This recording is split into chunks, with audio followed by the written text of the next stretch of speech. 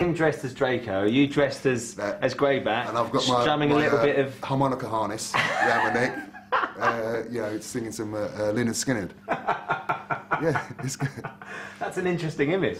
Yeah. Not quite the Death Eater to be and the angry sort of mercenary. No, it's a bit of a surprise because he's such a nice guy. Because I saw him in the other films and thought, oh, what a little rat. Yeah.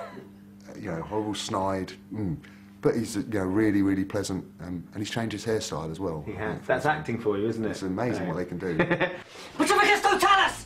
The film sees Tom take on a significantly increased role as Draco Malfoy is given a disturbing task to perform. For Malfoy, this film, he's the flip side of Harry in a way, because he's become the chosen one. Voldemort's chosen him. So the force of evil versus the force of good is mirrored in Harry and Malfoy being the chosen one. He doesn't have half the heart of Harry, and admittedly it's quite a different scenario he's found himself in, but it's a tricky one, and sometimes he's all for it, and other times he's petrified at the thought of it, so he's back and forth quite a lot. Draco's mother and aunt, Bellatrix Lestrange, are so concerned for his well-being, they enlist the help of Professor Snape, played by Alan Rickman, to keep a watchful eye on him. Professor Slughorn, sir. I just discovered this boy lurking in an upstairs corridor. He claims to have been invited to your party. Okay, I was gate crashing. Happy? I'll escort him out. Is he quite daunting to work with? It's endlessly daunting. I mean, we've been shooting today with Alan, Helena and Michael all on the set at the same time, so... How do you deal with that? Daunting isn't the word, Ben, yeah, to say the least. I revel in it. I thoroughly enjoy it. It's the equivalent to watching, if you're a football fan, it's like going to watch your team live in the flesh. It's not only do you get to learn endless things, it's just a joy to watch them. Whilst Draco's busy unsettling the peace, he's missing out on all the fun. But Ron is more than making up for it. He gets a lot of action in this film, doesn't he? Yeah, he does actually, yeah. He gets Lavender. Jessie, she's really nice. Tell us a little bit about Lavender. Oh, Jessie Cave just brings her to life in the most deliciously unpleasant way. She's one of those girls who is like a leech. Of course I'll wear it. She has a crush on Ron, and she gets him in her mitts, and she won't let him go, and she's really fun, you know, annoying and fun. Becoming the girl who gets to kiss Ron was quite an experience for actress Jessie Cave, who plays Lavender.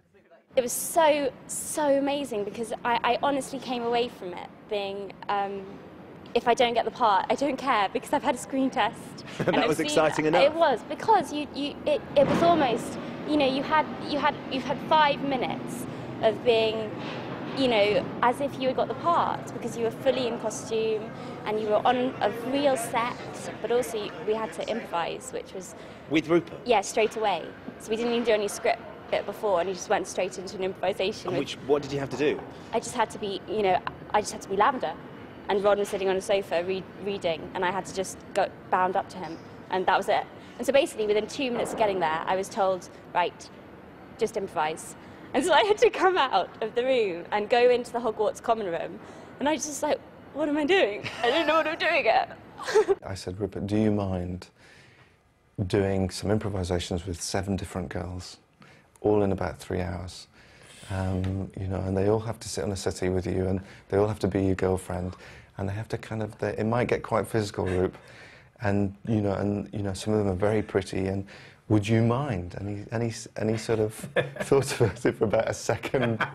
So you would be sat in the room, and this girl who'd never met you would have to come in and improvise as if she was Lavender, and... Yeah, that's right, yeah, it was quite, no, it must have been quite nerve-wracking, but, Did any of them try and kiss you? No, they didn't, no. They're not? No, it was just, I think they were quite nervous, but, no, it was quite, it sort of brought me back, sort of reminded me of when I was sort of auditioning. It is quite a scary experience. You know, when someone who hasn't done much acting before comes into a room and it's Rupert, Rupert's quite famous, obviously, and a lot of people, you know, young actors get a bit, ooh, starstruck, but he was brilliant with them, and there was just a natural chemistry between Rupert and Jessie.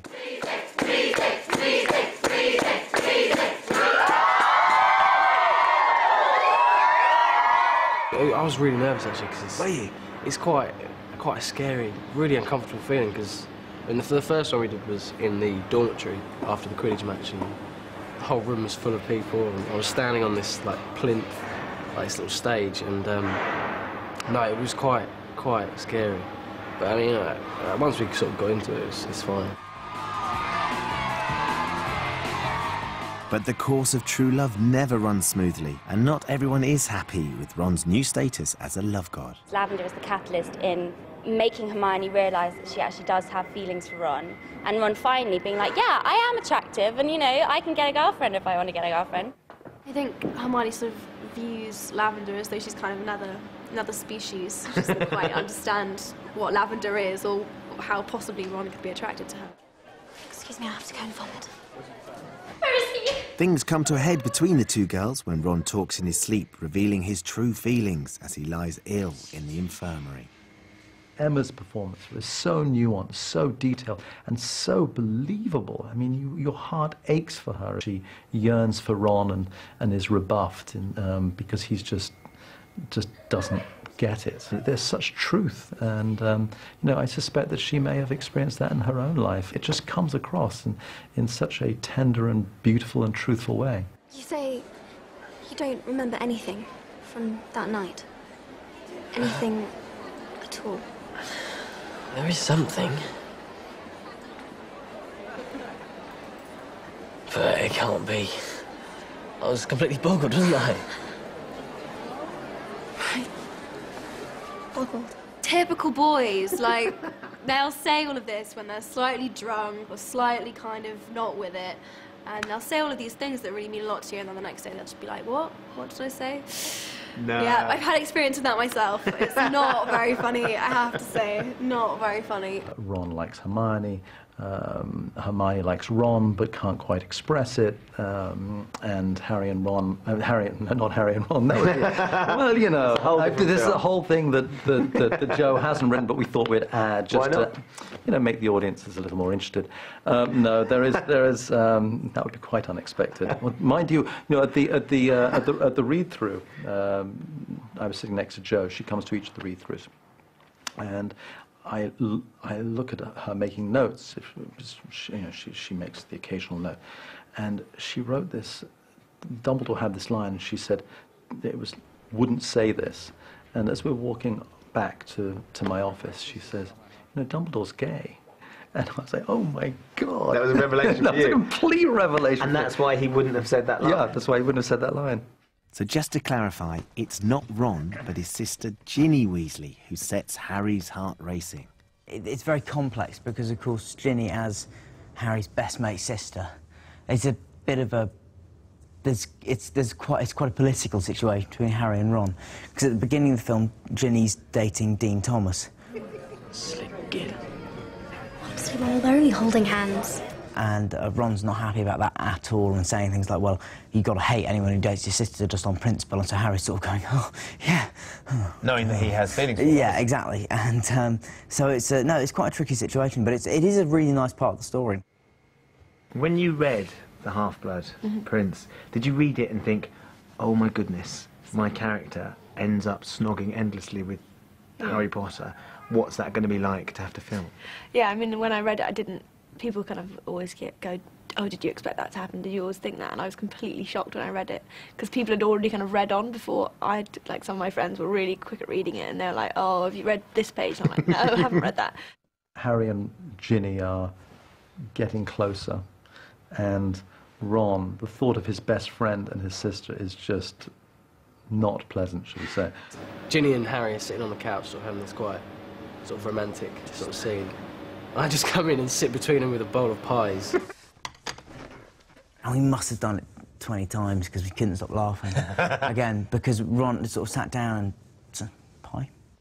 Neither of them could say the word. It was just they just laughing before they'd even said it. So you were the one that was corpsing? And Rupert, me and Rupert, yeah. Bonnie a bit, but not so much as me and Rupert. She's the professional. Come on, let's me and face it, Rupert between the three pretty of you. terrible Yeah. at corpsing, still. I mean, I've got a lot better. Rupert's awful, still. It does get quite annoying, because I've ruined so many takes. Yeah, it's just there's no reason for it as well. It's just really annoying. Do you end up apologising? Oh, yeah. I feel really bad, because sort of the day just goes on and on and on. Pie? Not for me, no. You had to do those scenes where you do the kiss. What was that like?